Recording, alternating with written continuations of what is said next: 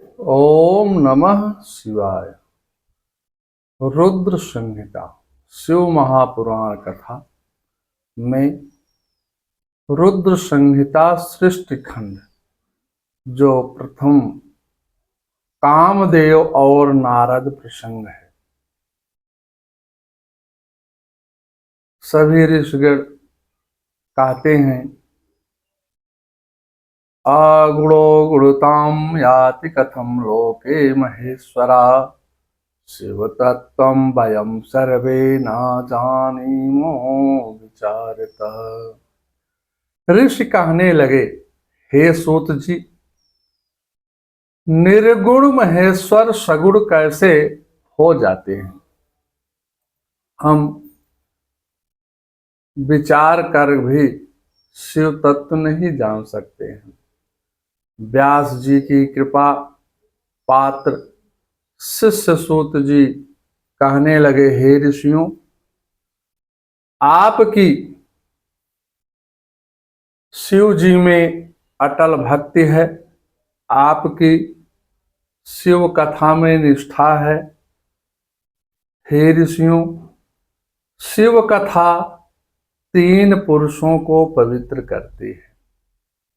जिसकी शिव कथा में निष्ठा होती है, श्रद्धा होती है, वही शिव कथा का श्रवण करता है और तीन तीन पुरुषों को पवित्र करती है। माने शिव कथा एक ऐसा है, सदा शिव कथा प्रश्न पुरुषां स्त्री पुनाति, वक्तारं प्रेक्षकं श्रोति आहवीय सलिलम यथा। सदा शिव संबंधित कथा वक्ता वाले तो जो कहते हैं, और दूसरे पूछने वाले, और तीसरे सुनने वाले। माने कहने वाले, पूछने वाले और सुनने वाले, इन तीनों प्रकार के पुरुषों को आनंद पुरुषों को गंगा जी के समान पवित्र करते हैं।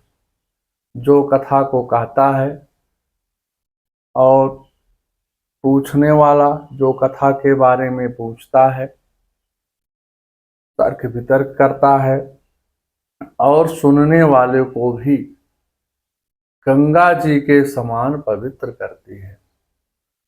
तृष्णा रहित वक्ता द्वारा गाए गए शिव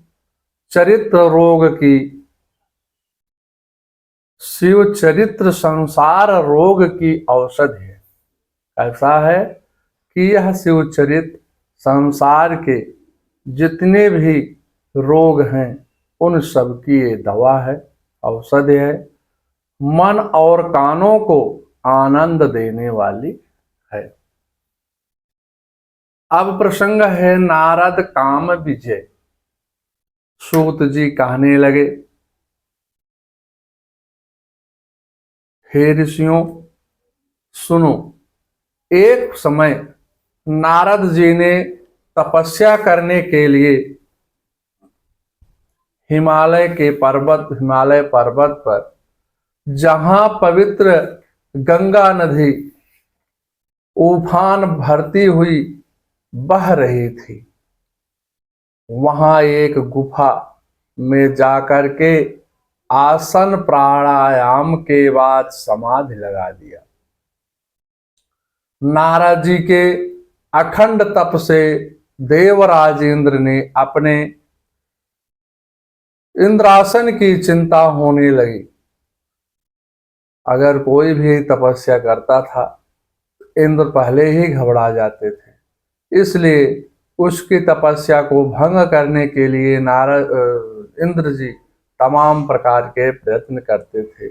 उसी प्रकार नारद महाराज के तपस्या से घबरा करके इंद्र भी उपाय सोचने लगे। नारद जी के अखंड तप को देख करके देवराज इंद्र को अपने इंद्रासन की चिंता होने लगी, कहीं हमारी यह गद्दी ना चली जाए।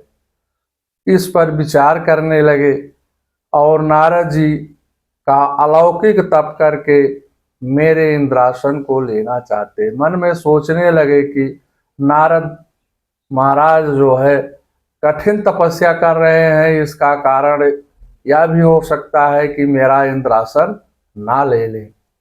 इस प्रकार से विचार मन में करते हुए इंद्र ने नारद जी के तप में विघ्न डालने के लिए कामदेव को बुलवाया। इंद्र कहने लगे, हे कामदेव, तुमने अनेक मुनियों की तपस्या को खंडित किया है, अब हमारा भी ये काम आपको करना है। क्या करना है कि आप नारद जी के पास जाकर के अपना प्रभाव दिखा करके और उनके तप को निष्प्रभावी कर दो, जिससे वह उनका तप फलीभूत ना हो।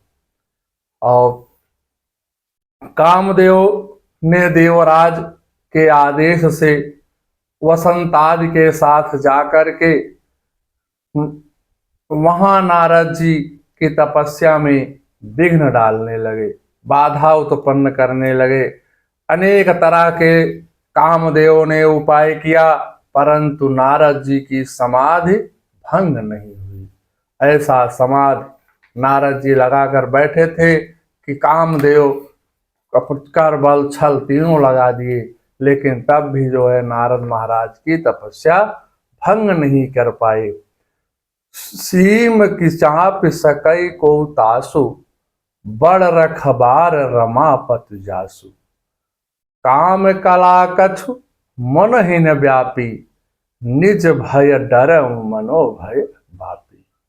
जिसकी भगवान रक्षा करते हो और उसका साधारण मनुष्य या देवता कुछ भी नहीं कर सकते हैं, क्योंकि शंकर जी की कृपा से कामदेव कुछ भी अहित न कर सके नारद महाराज का। इसके बाद उसका को मतलब भगवान की कृपा से, भगवान जिसके रक्षक हैं, उसका कोई भी जरा सा अहित नहीं कर सकता है। सूत जी कहते हैं, हे ऋषिगणों, एक रहस्यमयी वार्ता मैं आपको बता रहा हूं। नारद जी ने जिस स्थान पर तपस्या किया था, उसी स्थान पर कमार शिव जी ने समाधि लगा करके तप किया था। माने जब शिव जी उसी स्थान पर तप किए और नारद भगवान भी उसी स्थान पर तप कर रहे हैं, तो उनकी, नारद भगवान की कामदेव से कैसे तपस्या नष्ट होती। कामदेव ने जब उनकी समाधि में विघ्न डालने का प्रयास किया, तभी शिव जी ने अपने तीसरे नेत्र खोल दिए, कामदेव को भस्म कर दिया था। पीछे देवताओं ने और रथ से स्तुत की थी, तब शिव जी ने रथ को वरदान दिया कि अब ते रति तब नाथ कर, होई हई नामु अनंग, बिनु बपु ब्याहि सबहि, पुन सुन निज मिलन प्रसंग। जब जदुवंश कृष्ण अवतारा, भगवान शिव ने रथ को आशीर्वाद दिया कि जब भगवान श्री कृष्ण विष्णु का रूप धारण करेंगे श्री कृष्ण के रूप में, तब यदुवंश में उनका अवतार होगा। होई हई हरनि महामरि मही धारा, कृष्ण तनय होई हई पति तोरा, बचन वन थान होई न मोरा। तब कृष्ण के पुत्र के रूप में जो भी पुत्र होगा वो आपका पति होगा। हे रति, भगवान शिव जी रथ से कहते हैं, हे रति, हे देवी, द्वापर में जब श्री कृष्ण अवतार लेंगे, पृथ्वी का भार उतारने के लिए आएंगे, और जब पृथ्वी पर सभी चारों ओर दुष्टों का संहार हो जाएगा, उन्हीं का पुत्र तेरा पति होगा। उसी समय शिव जी ने कहा था कि हे देवताओं, भविष्य में इस मनोहारी पवित्र स्थान पर कामदेव का प्रभाव नहीं होगा। उस युक्त के कारण नारद जी की तपस्या में कामदेव कोई विघ्न नहीं कर सके। कामदेव ने देवराज नारद के पास जाकर के सारा समाचार सुना दिया और बसंत के साथ अपने स्थान को चले गए। सूत जी कहने लगे, हे मुनियों, जब ब्रह्मा विष्णु भी शांकरी महामाया को नहीं जानते हैं, भगवान शिव के महामाया को नहीं जान पाए, तो नारद जी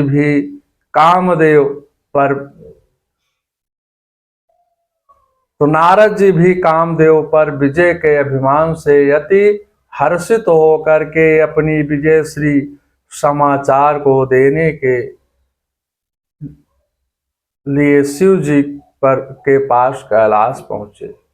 नारद बहुत प्रसन्न हो गए और वह अपनी तपस्या के रहस्य को बताने के लिए कैलाश पर शिव जी के पास गए और कहने लगे, हे प्रभु, कामदेव पर नारद जी के मन में कामदेव का विजय जीता काम अहमित मन माही। अभिमान आ गया नारद जी को। शिव जी ने कहा, हे नारद जी, आप पर भगवान की कृपा है, भगवान श्री नारायण श्री विष्णु की कृपा है, भगवान शिव की कृपा है, आप उनके प्रिय भक्त हैं, धन्य हैं, आपने काम पर विजय पाई है। लेकिन एक बात है कि इस प्रसंग को हमको तो आपने बता दिया, ठीक है, लेकिन उसे नारायण को मत बताना, क्योंकि नारायण के सामने जो घमंड करता है, नारायण उसकी घमंड को चूर कभी करते दे देते हैं। चलहु प्रसंग दुरायहु तबहि, प्रसंग चलने पर भी मत कहना। इस बात को कोई किसी प्रकार का बात अगर छिड़ जाए भगवान के सामने, नारायण के सामने, तो भी उस बात को नहीं कहना। लेकिन शिव माया से मोहित नारद ने शिव जी का सुझाव हित कर नहीं माना, माने अपने हित में नहीं माना। कहन चला ऐसे कई दिन बाटे, जैसे क्यों घरे से निकले, भैया ये काम जिन की है, कायदे से रहा, समय से आ जाया, लेकिन बस अपने घमंड में रही, तो सब शांति राम अपने हिसाब से कह ले, तो कर दुष्परिणाम वही भोगेगा, और उसके साथ उसका अगर परिवार है तो परिवार को भी भोगता है, उसी प्रकार से भुगतेगा ही। तो वही बात नारद भगवान से नहीं रह गई। कहने लगे, कोई किसी का प्रसंग नहीं सुनाना चाहता है, माने केहू बड़ाई ना सुने चाहते, नहीं लाते।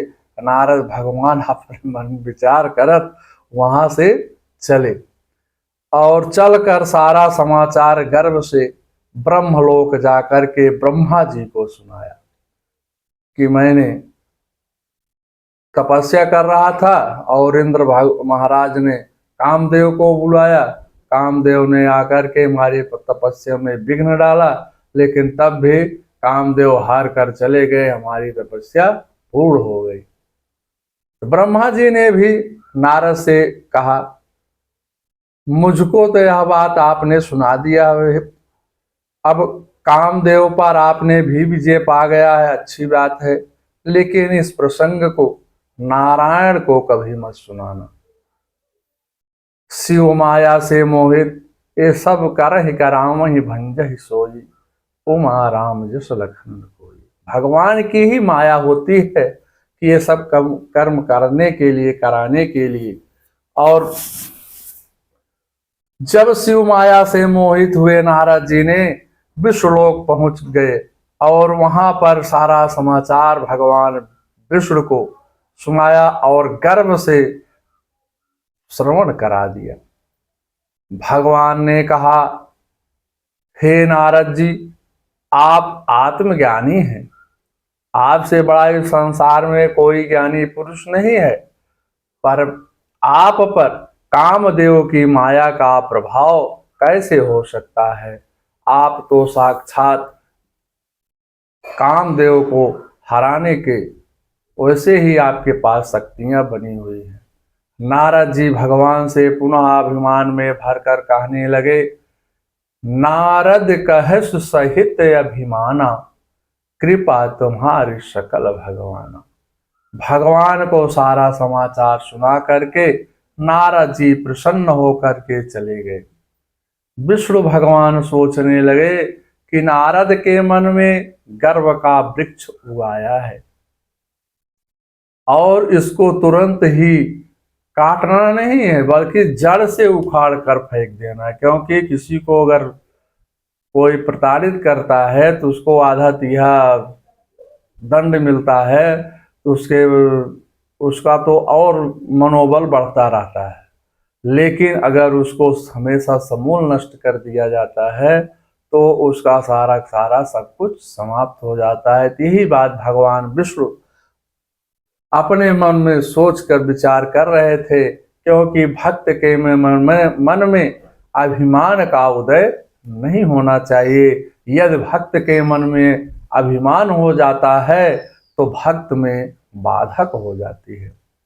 इसी हेतु भगवान ने शिव जी की प्रेरणा से नारद जी जिस मार्ग से जा रहे थे उसी मार्ग में 100 योजन वाले अत्यंत सुंदर नगर की रचना कर दिया।